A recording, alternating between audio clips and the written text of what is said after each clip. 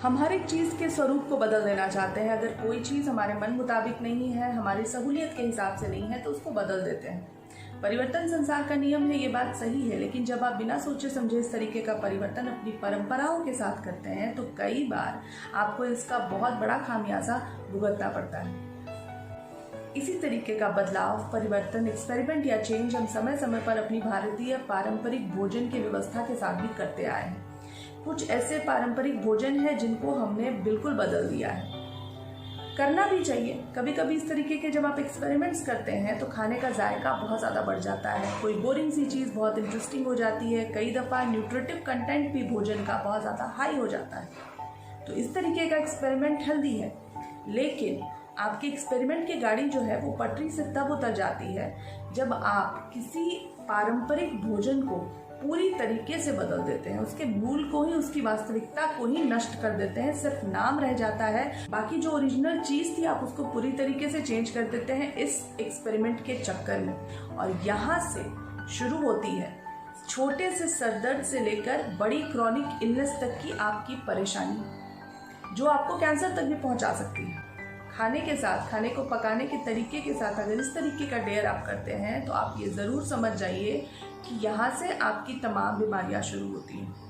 एक भारतीय औरत का आधा से ज़्यादा समय जो है वो किचन में बीत जाता है। बच्चों का टिफ़िन बनाते हुए, हस्बैंड का टिफ़िन बनाते हुए, खाना बनाते हुए, रात का, दिन का, दोपहर का, ये सारे किचन के काम आपके दिन का आधा समय ले लेते हैं। इसमें हम चाहते हैं कि हमें कुछ ऐसे टिप्स मिल जाए, कुछ ऐसे हैक्स मिल जाए जो हमारे इस टाइम को थोड़ा कम कर दे, किचन का जो हमारा काम है थोड़ा आसान हो जाए।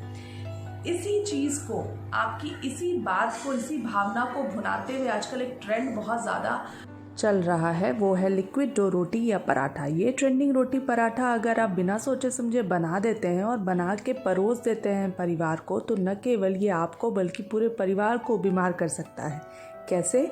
हीलिंग वेदा पर आज मुझसे आप यही जानने वाले हैं। हमारे भारत की पारंपरिक हल्दी पहले ही निशाना बन चुकी है, अब बारी है रोटी की।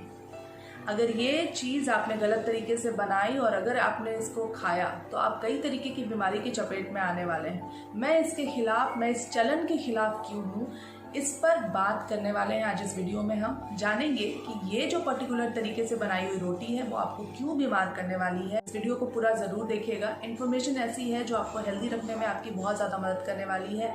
जानकारी आपके लिए भी बहुत यूज़फुल है और अगर आपको लगे कि मेरी बातें सही हैं तो दूसरों तक इस वीडियो को ज़्यादा से ज़्यादा शेयर कीजिएगा। अगर अभी तक आपने मेरे चैनल को सब्सक्राइब नहीं किया है तो उस रेड सब्सक्राइब बटन को क्लिक करके मेरे YouTube फैमिली का हिस्सा बन जाइए।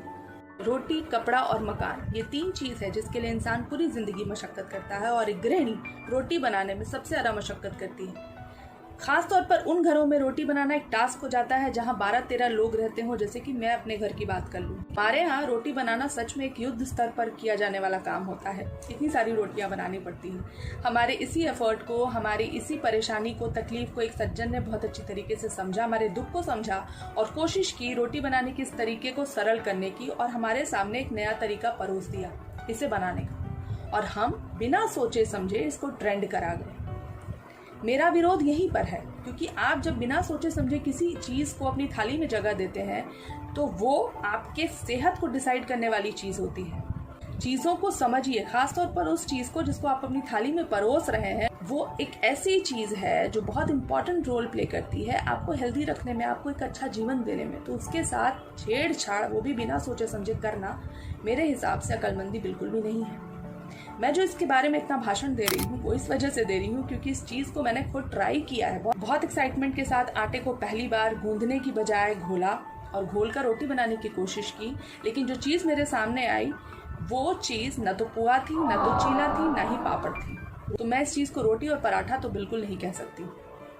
एक बहुत अच्छा रिसेंट वीडियो मैंने देखा था इसी के ऊपर, एक बहुत अच्छे शेफ़ का, उन्होंने बनाकर भी बताया था चीज़ों को। अगर आपको वो वीडियो दिखा हो तो मैं उस वीडियो को ही एक स्टेप आगे लेके जा रही हूँ। इस वीडियो में आपको ये बताने की कोशिश कर रही हूँ कि इस तरीके की जो रोटी होती है, जब आप इसको पकाएंगे तो आप खुद देखेंगे, जैसे कि मैंने देखा, ये अंदर से काफ़ी ज़्यादा लिसलिसी थी, चिपचिपी।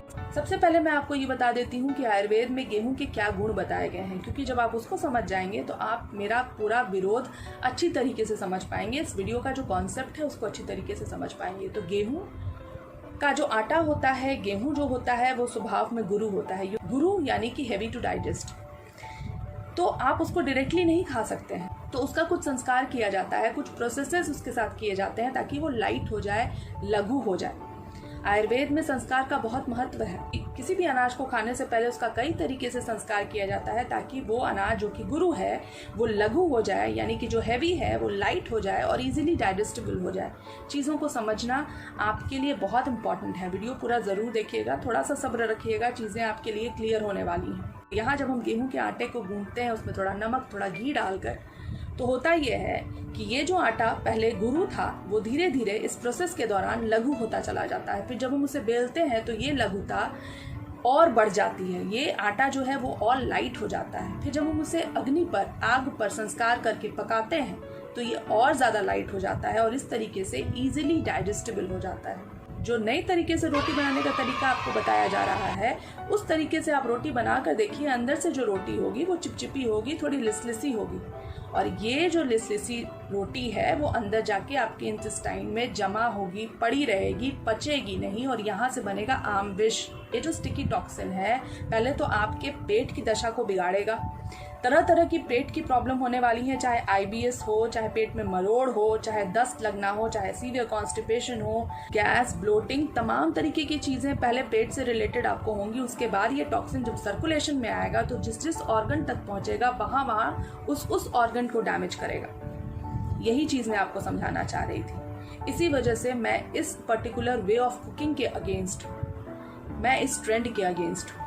दही बड़े के लिए बड़े बनाने हो या फिर अगर पकौड़ी बनानी हो कढ़ी के लिए, तो आप बैटर को बहुत अच्छी तरीके से फेंटते हैं। फेंट कर कटोरी में पानी लेकर उसे चेक भी करते हैं। अगर बैटर तल पर बैठ जाता है तो मतलब अभी दाल जो है वो हल्की नहीं हुई है, बैटर आपका हल्का नहीं हुआ है। और अगर वो सतह पे आ जाता है बैटर, तो इसका मतलब होता है कि आपकी जो दाल है, वो जो बैटर है वो हल्का हो चुका है। आपको बस यही पता है कि फिटने से आपके बड़े फूलेंगे, पकौड़ियाँ हल्की बनेंगी। जो नहीं पता है वो ये नहीं पता है कि ऐसा करने से वो आसानी से पचने लायक भी हो जाते हैं। अनाज ज़्यादातर गुरु स्वभाव के ही होते हैं, तो बिना उन्हें पीसे, फेंटे, गूंधे और आग पर जब तक अच्छी तरीके से पकाएंगे नहीं, वो पचने लायक नहीं होते हैं। अनाज को जब सही तरीके से पकाया जाता है तो वो आपके शरीर की सभी धातुओं को पुष्ट करता है, शरीर को बल देता है। आपके बाल अच्छे होंगे, आपकी स्किन अच्छी होगी, आपके नेल्स अच्छे होंगे, जिसके लिए आप बहुत ज़्यादा परेशान होते हैं। इसके साथ साथ ये अनाज बहुत इंपॉर्टेंट रोल प्ले करते हैं शरीर से टॉक्सिन्स को बाहर निकालने के लिए। तो शरीर को साफ रखने का काम भी यही अनाज करते हैं, बशर्ते अनाज को सही तरीके से पकाया जाए। नहीं तो शरीर को साफ करने के बजाय ये शरीर को गंदा करते हैं, शरीर में अंदर सड़ते रहते हैं, गलते रहते हैं, और जहाँ जहाँ पहुँचते हैं उन ऑर्गन्स में ये तकलीफ पैदा करते हैं। इस वीडियो को बनाने का उद्देश्य यही था ताकि आपको ये सारी चीज़ें पता हो। किसी भी ट्रेंड को फॉलो मत कीजिए बिना सोचे समझे, मेरा बस यही आपसे अनुरोध है। उम्मीद करती हूँ आज के इस वीडियो से आपको कुछ सीखने के लिए मिला होगा। बहुत ज़रूरी है ये जानना कि हम क्या खा रहे हैं, वो कैसे पका हुआ है, ये बहुत इंपॉर्टेंट चीज़ है। और आज के इस वीडियो में मैंने आपको यही बताने की कोशिश की, आपका ध्यान वहीं ले जाने की कोशिश की। इसी तरीके की इन्फॉर्मेटिव वीडियोस मैं आपके लिए लाने की कोशिश करती हूँ। सेहत के बारे में आपको जागरूक करने की कोशिश करती हूँ, आयुर्वेद से आपको जोड़ने की कोशिश करती हूँ। मेरी ये कोशिश अगर आपको अच्छी लगी तो चैनल को सब्सक्राइब ज़रूर कर लीजिएगा। मिलते हैं किसी और वीडियो में, तब तक के लिए अपना ख्याल रखिए। Stay healthy and stay fit.